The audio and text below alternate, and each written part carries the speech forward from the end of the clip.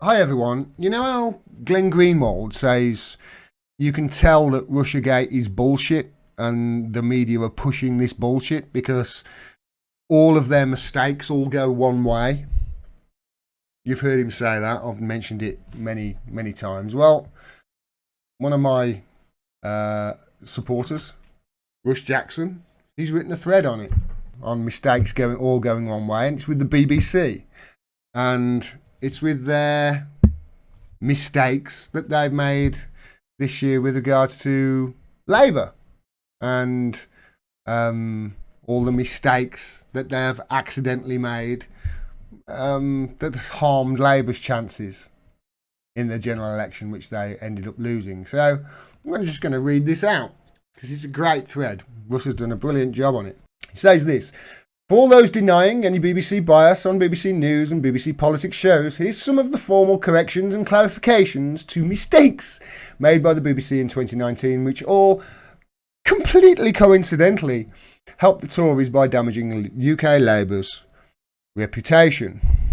He said this, 4th of December 2019, the audience laughing at Boris Johnson during the BBC Question Time leaders' debate about his response to a question about trust was accidentally edited out. Yeah, that was a recent one. Here's another recent one when Boris Johnson completely messed up Remembrance Day by setting off too early and then laying a wreath upside down. The BBC wrote, accidentally showed footage from the previous year. Yeah, it does make sense that the BBC would cover that up if you actually listen to Craig Murray, because Craig Murray was there and he said, yeah, he was drunk. That's why he placed it upside down. Craig Murray, not me. Take it up with him if you don't believe it. Also, Fiona Bruce on BBC Question Time saying Vote Leave did not break the law, when of course they did. The BBC accidentally massively inflating allegations of anti-Semitism within Labour. That's the 23rd of August. Next one, the BBC accidentally, of course, amplifying a tweet from fake Tom Watson Twitter account, accidentally misrepresenting UK Labour MPs' views on Brexit, and accidentally misquoting criticism of Labour's new Green Deal proposals. 21st of September, 6th of September, 24th of October. See, they're all going the same way. The BBC accidentally failing to correct a guest's assertion that a UK Labour MP was facing deselection when she wasn't. The BBC accidentally claiming a union official was being readmitted to UK Labour when she'd never left. That was from June. Here's one you'll probably remember when Diane Abbott said UK Labour were level pegging in the polls on BBC Question Time. Fiona Bruce accidentally said Labour were definitely behind when Labour were definitely level pegging. I did a video about that. That was January.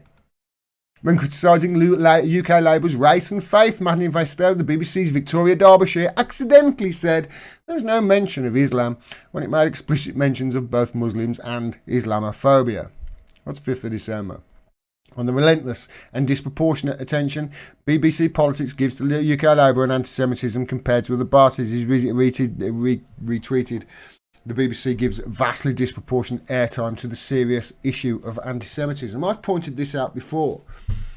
If you actually look at, where it is on the list of important things for you and I and our fellow common man and woman in this country, anti-Semitism way down the list, 8, 9, 10. It's not even in the top 10 for some people. Yet it's the number, 2 issue? According to the BBC and the media, it's Brexit, then anti-Semitism and nothing else. You can see there, here's BBC Laura Kunsberg, chatting with Jeremy Hunt about his unquestionable commitment to the NHS. She said, no one would question your commitment to the health service while you were there. She spelt destroy. She missed the word destroying out. It would make sense then. No one would question your commitment to destroying the health service while you were there. That would make sense. Links through to an article there on some of the structural and institutional factors that constrain the BBC's reporting, and then selection of other peer-reviewed articles. When I drop this video, I'll leave a link to this thread. You can see there in June 2019, more than half of all the guests who appeared on BBC Politics' flagship political shows were Tories. More than half. Only 14% Labour. There's an institutional bias with the BBC. Look at this. Reported hate crimes in England and Wales have doubled since 2013. Just goes on and on and on and on and on and on. It doesn't stop.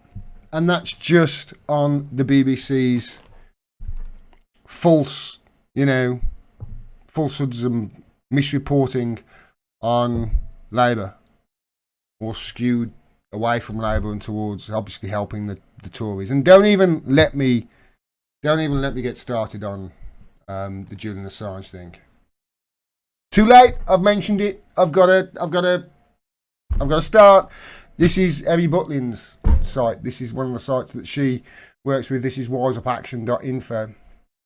And she's also documented. This is just one person documented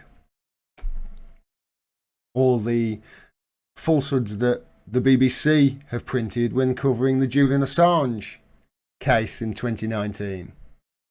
And again, they all go one way. As Glenn Greenwald says, Russiagate is bullshit because all the mistakes go one way.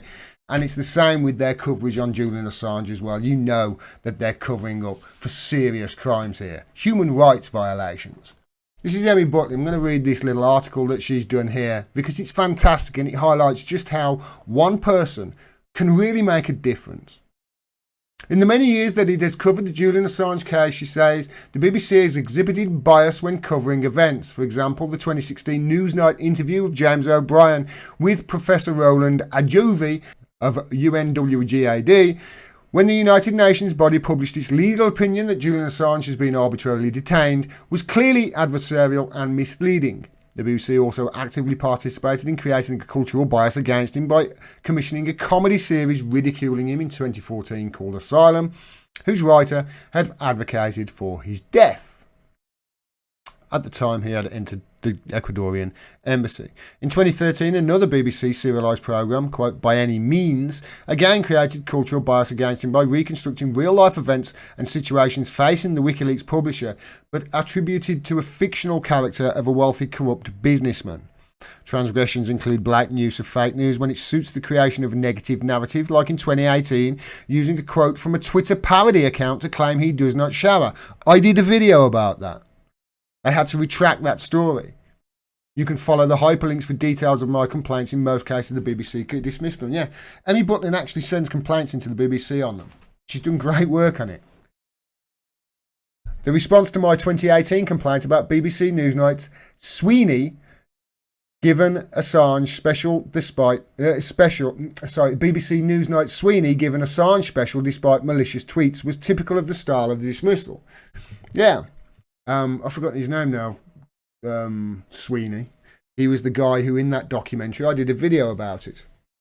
He was the guy who, in that video, said, and I quote, when he was talking about the leaks that Chelsea Manning gave WikiLeaks and Julian Assange, the leaked documents that obviously contained the video Collateral Murder. He said, quote, the genius behind the hack. Julian Assange. There was no hack with that. No hack whatsoever. I actually deconstructed that whole ridiculous mini documentary he did. It was pathetic. And by the way, he's gone now, Sweeney, from the BBC. He was finally gone in a sting operation. Guess who by? Tommy Robinson.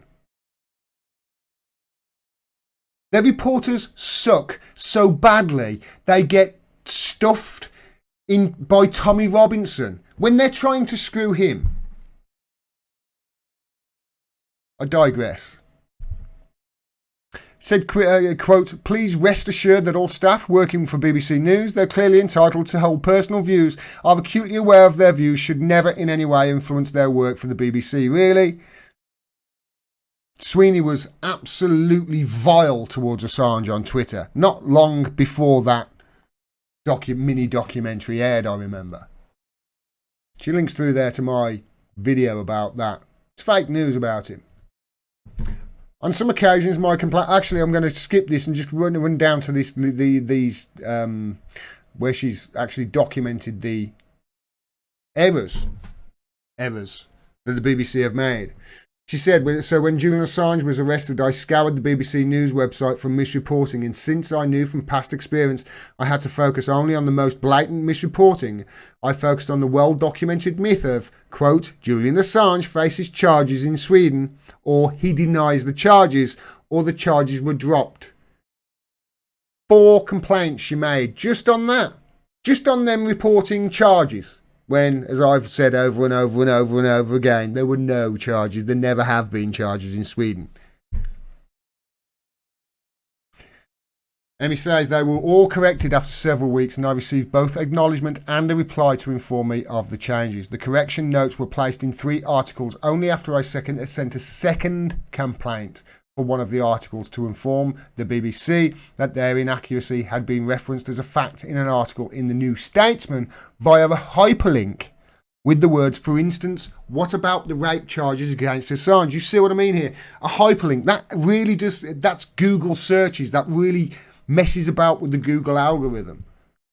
You know, so Google takes context from those hyperlinks. And those hyperlinks are even saying rape charges against Assange. You can see how they're constructing this persecution.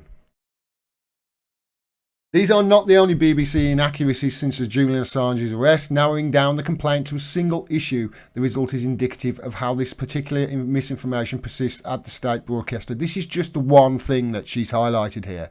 I've highlighted many others. Honestly, every single article that they do, I find mistakes with them. And I'm just a guy in a council flat. They've got 35,000 employees. The biggest news organisation on the planet.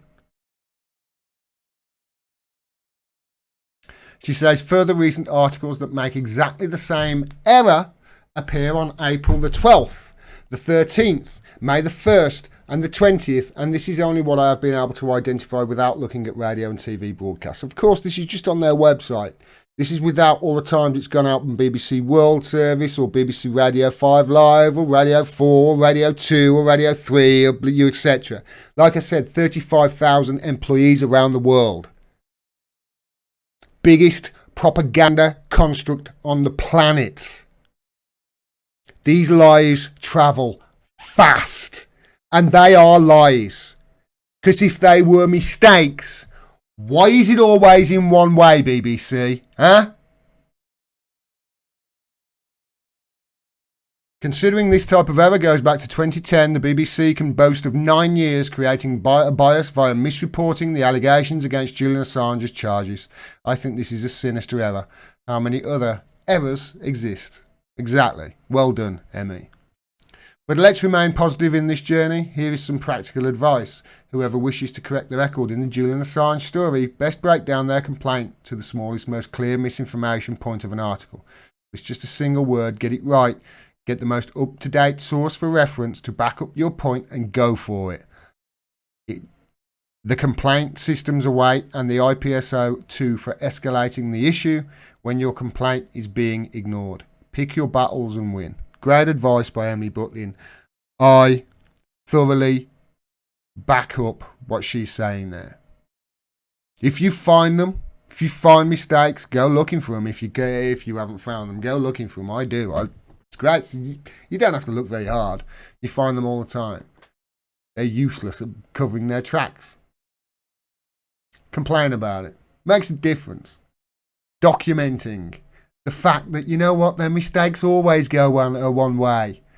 If you were doing honest reporting, it would be 50-50 or 60-40 or something like that. But the fact that always the mistakes go one way and it's always the pro-establishment way or the anti-Assange way or the anti-Labour way, you see what I mean. The vast majority of the time, the mistakes favour the establishment. And it's about time that we stop it, isn't it? As for the BBC, if you're still paying the BBC TV licence, I do not know what to tell you other than this. You don't have to. Make Orwell fiction again. Support independent media.